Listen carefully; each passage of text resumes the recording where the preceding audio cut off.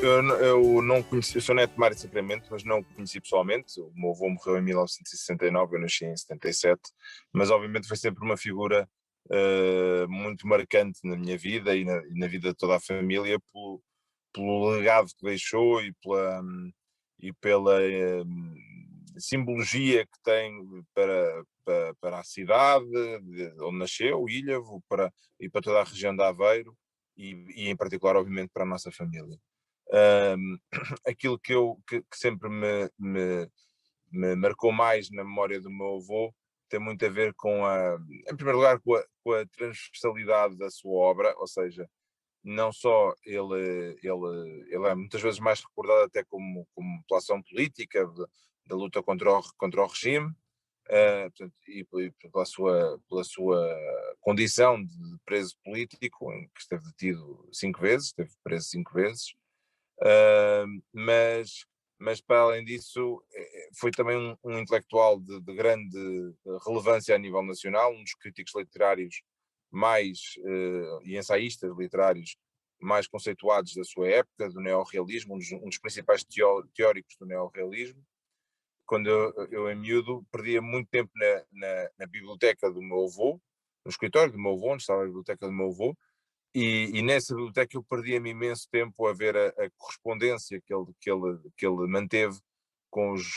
as grandes figuras da sua época, desde Mário Soares, Virgílio Ferreira, Miguel Torga, Urbano Tavares Rodrigues, enfim, Manuel Alegre, são inúmeros. Mas para além da vertente política e da vertente do intelectual, depois uma das coisas que mais marca a memória do meu avô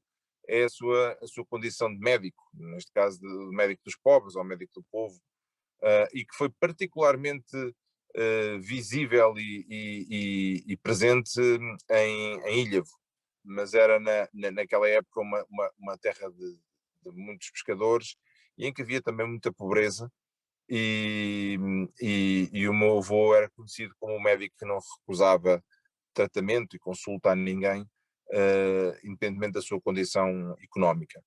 E isso é um legado muito impressionante. Eu lembro-me que uma das vezes que ele foi preso, penso que na terceira ou na quarta, agora não me recordo de certeza, acho que na terceira, portanto, a PIDE irrompeu em casa ao início da manhã, que é o que, segundo a minha avó me relatava, era o mais habitual, portanto a PIDE chegava normalmente sempre às 6, 7, 8 da manhã para o deter, e fez as diligências que entendeu necessárias,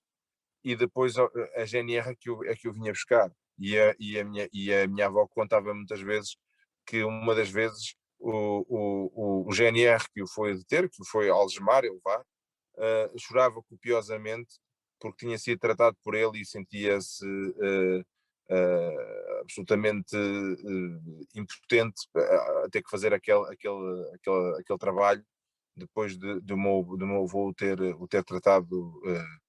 gratuitamente. Muitas vezes o padre, o meu avô era laico, era profundamente laico e profundamente ateu até, mas no entanto tinha uma relação muito interessante com a igreja. Aliás, ele escreveu várias teses sobre o assunto, os diálogos com os católicos, e era uma pessoa com uma visão muito humanista da vida e que tinha uma capacidade de interagir com quem pensava diferente, que era notória, e isso verificou-se muito também na relação com a Igreja Católica. Mas e o padre de Ilhavo, que depois mais tarde vai ser bispo do Porto, cujo agora o nome me escapa,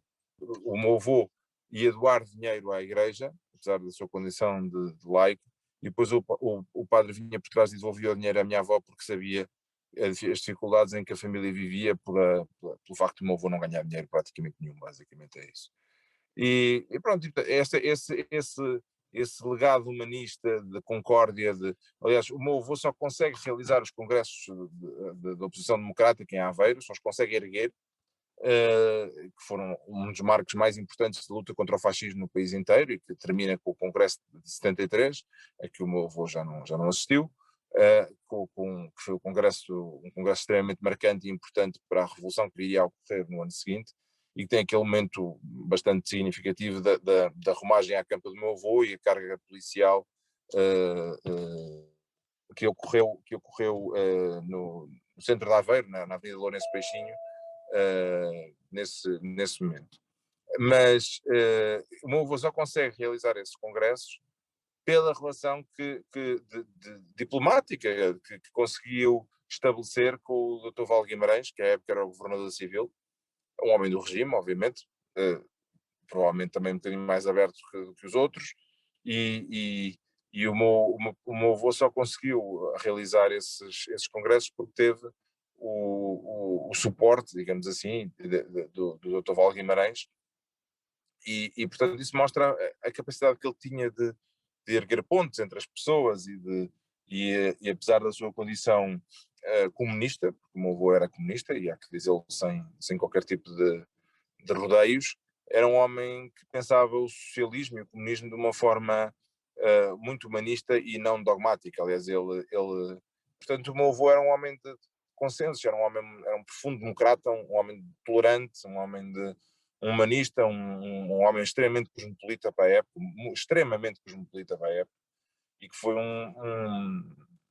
um raio de sol que aconteceu nesta região e que obviamente teve uma grande influência na luta contra o fascismo e na instalação do regime democrático, que ele infelizmente já não assistiu. Portanto, é essa carta de testamento em que ele escreve aquela frase que eu disse há pouco e termina com uma frase célebre que está também inscrita na sua urna, na sua campa, no cemitério de Aveiro, que é: façam um mundo melhor, não me obriguem a voltar cá. Essa frase, aliás, inclusivamente tem resistido à passagem do tempo com uma vitalidade surpreendente. O mundo não sei se está assim tão melhor e ele continua sem voltar, portanto é pena, mas obviamente que é uma frase muito emblemática para deixar a quem o sucedeu. E ele, o meu avô morreu muito jovem, tinha 48 anos, e a mim faz-me muita impressão ele ter escrito uma carta de testamento aos 46, porque essa carta foi escrita 2 anos antes de ele morrer. Portanto, eu acho que ele tinha, apesar de ele ter sido vítima de morte súbita, de uma doença súbita, e isso também é obviamente resultado